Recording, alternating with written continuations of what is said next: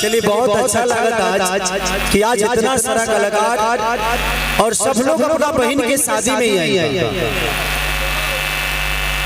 Heroine लोग के छोड़ के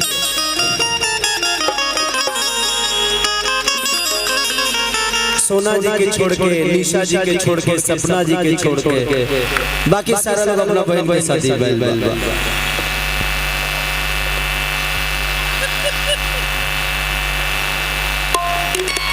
और इस क्षेत्र के शान पंकज वसुधरी हमारे बड़का भैया जिनके हमेशा प्यार और आशीर्वाद और हमारे विशाल भारती जिनके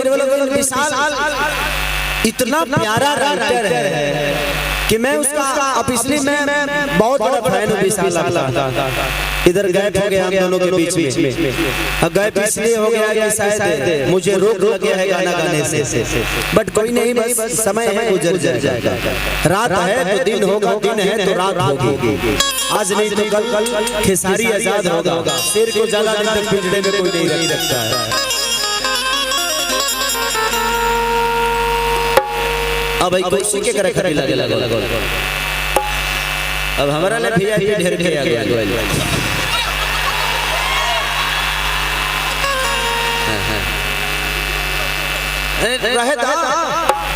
रहे तो वीआईपी की कमी नहीं है।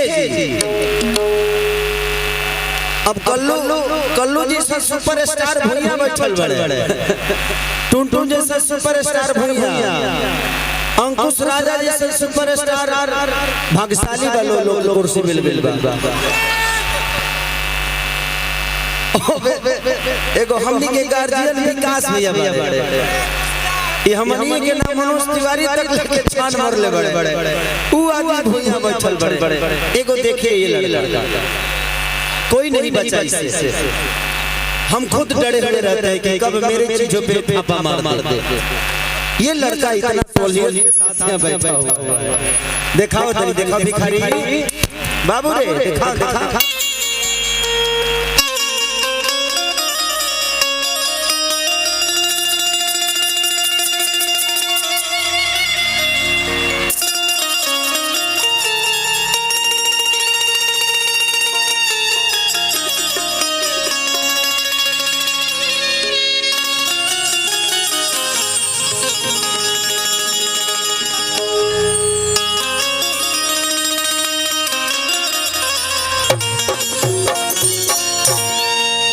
पंकज जी सबको इधर से बैठा दीजिए, सबको बैठाइए। इधर सारे लोग खड़े हैं, उनको बुरा कहीं ना कहीं उनको प्रॉब्लम हो रही है। सबको बैठाइए, नहीं तो उतार दीजिए, या तो बैठा दीजिए उधर, नहीं तो उतार दीजिए। और सबसे पहले साउंड के पास से सबको बैठाइए। और साउंड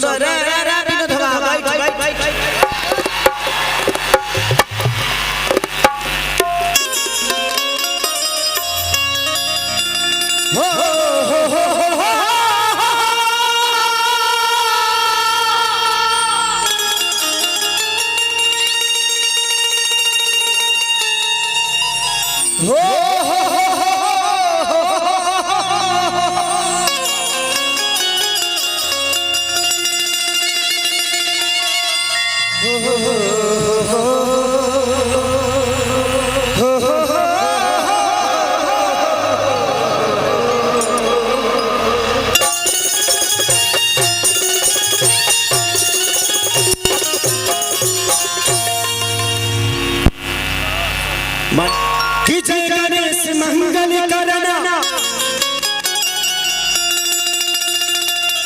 विघ्न हरो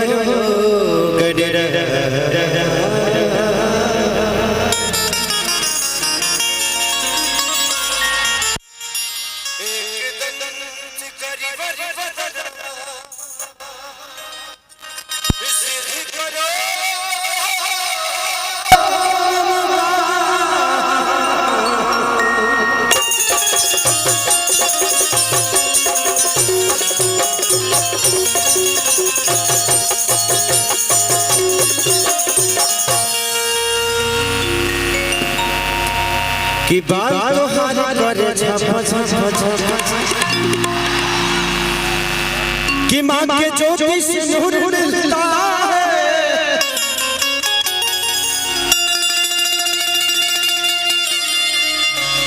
सब के दिल हो सुरूर मिलता है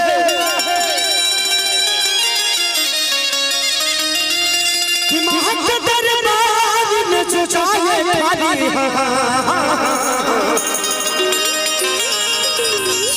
उसे कुछ न कुछ जरूर मिलता है।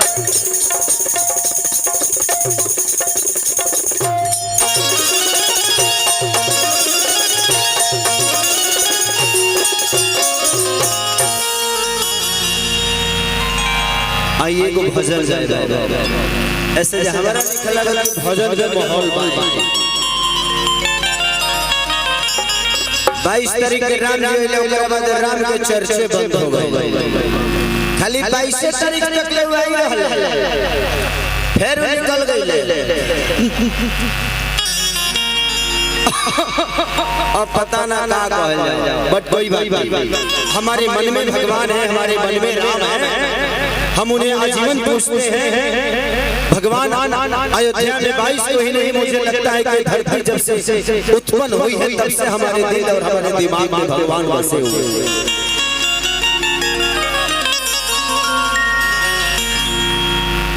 कि वो रात सब है जुटल बाबा से वैया होता है राज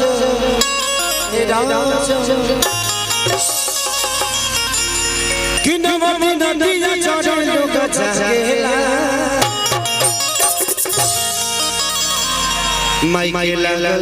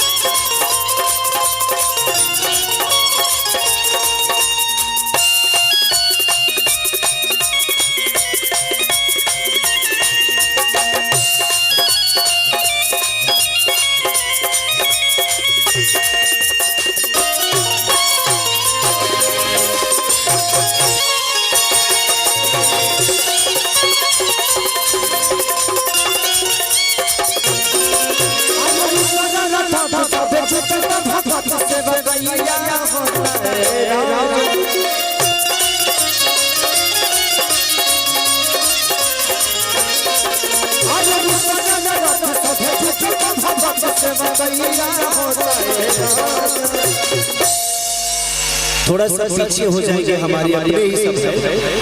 तो इन भाइयों को प्रॉब्लम नहीं होगी नहीं तो उसी की वजह से हल्ला होगा और प्रोग्राम खराब हो जाएगा।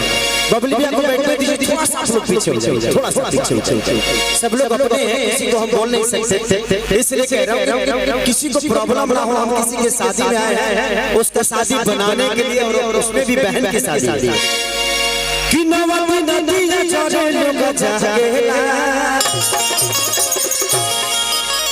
और उसमें भी ऐसे आदमी के बहन की शादी में जिनके जीवन में विवाद कभी हटा ही नहीं शुरुआत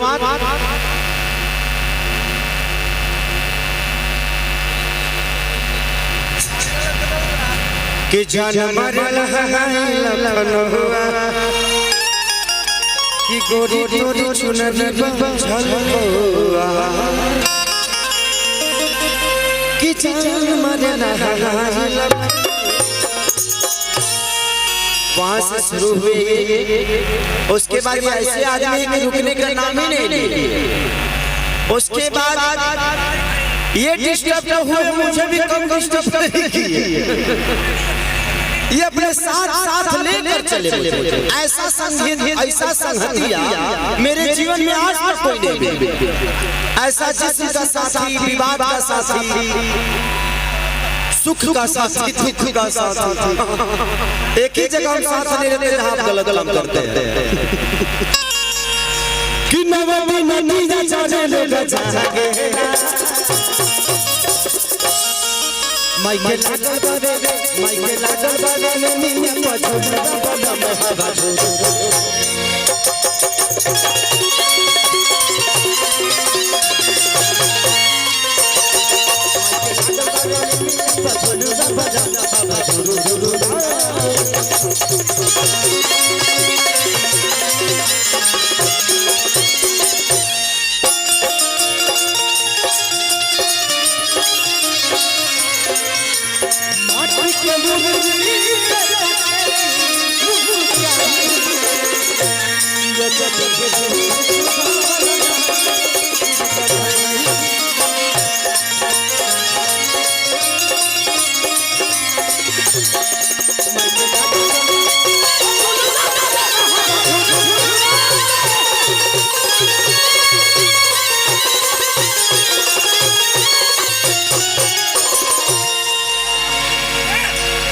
कि देख चचैया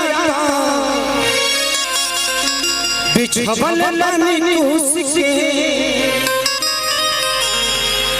भजन गावे खातिर बोलवनी राजा अंकुश के कि रखल थे जान बानी मैया के पलू आ पूजा करे खातिर हम बोलवले बानी कलू के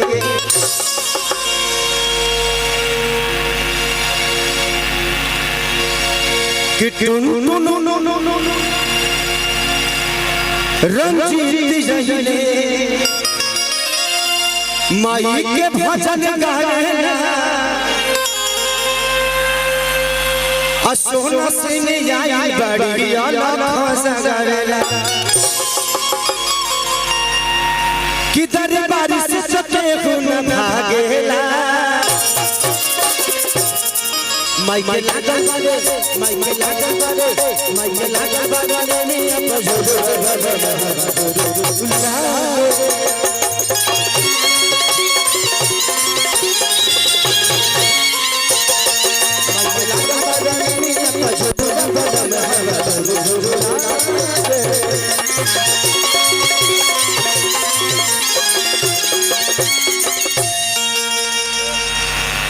आप लोग थोड़ा सा साइड हो जाइए। एक बहुत प्यारी आर्टिस्ट, बहुत प्यारी गायिका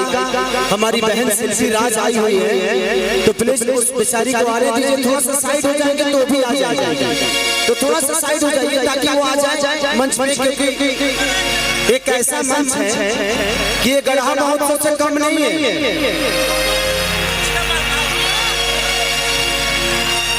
ये गढ़ा महोत्सव से कम नहीं है। आज का दिन जो है ये हम सबके लिए गढ़ा महोत्सव की तरह इतने सारे आर्टिस्ट एक साथ एक मंच पे बहुत कम, जैसे कि हमारे गोपाल भैया ऐसा कारनामा कर पाते हैं क्योंकि उनका सम्मान हर आदमी करता है। अगर हम उनके गढ़ा महोत्सव में नहीं आ पाते तो टाइम की वजह से हमारे पास वक्त नहीं होता, लेकिन वक्त होता है तो हम कोशिश करते हैं कि वैसे फंक्शन का हम हिस्सा बने। तो ये गढ़ा महोत्सव की तरह कार्यक्रम है और हमारे बहन के साथ, तो हम आज गाने के लिए नहीं बल्कि आप लोगों से मोहब्बत करने के लिए आए हैं। और मुझे लगता है कि कोई को लगा रहा गाने के लिए नहीं, प्रोग्राम का पैसा लेकर नहीं आया, कुछ चंदा देकर आया।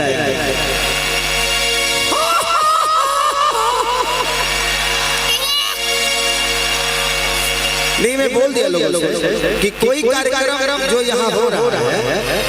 यहाँ कोई आया है तो पैसा लेकर नहीं आया, देकर आया। प्यार, मोहब्बत, सम्मान ये पैसे से ऊपर है बाबा, आप नहीं समझ पाएंगे, आपके बस की बात कि बाबा जगदीश माई के